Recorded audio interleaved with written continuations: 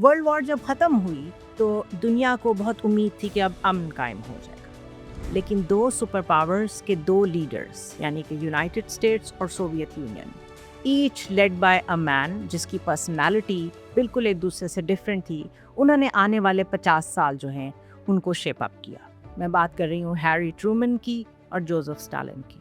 President Truman was direct, honest, clear rules में believe करते थे और ट्रस्ट करते थे कि एग्रीमेंट्स होने चाहिए, ओपन सोसाइटीज़ होनी चाहिए और पीस की तरफ मिल के बढ़ना चाहिए।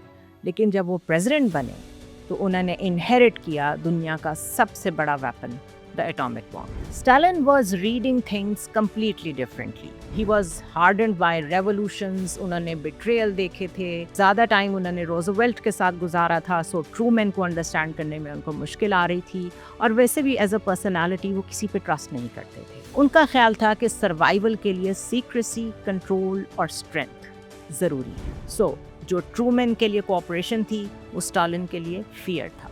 These two opposite mindsets created instant tension. Truman ने मार्शल प्लान लॉन्च कर दिया ताकि यूरोप को रीबिल्ड किया जा सके, बट स्टालिन के लिए वो अमेरिकन ट्रैप था।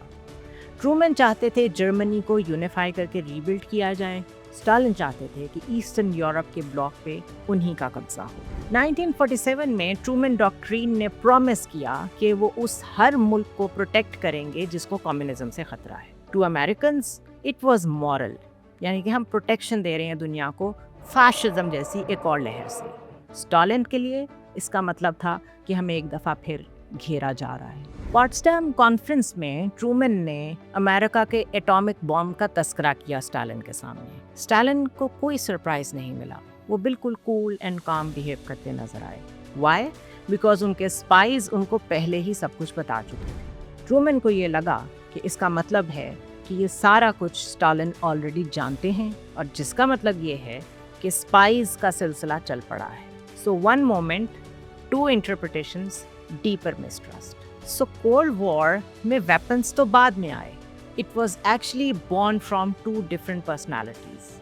ट्रूमैन्स belief in openness and Stalin's belief in control. इन दोनों लीडर्स के फियर्स ने और एक दूसरे पे मिसट्रस्ट ने शेप किया डेकेड्स ऑफ ग्लोबल टेंशन और कोल्ड वॉर का माइंडसेट। और यही माइंडसेट आज भी हमें वर्ल्ड पॉलिटिक्स में नजर आता है।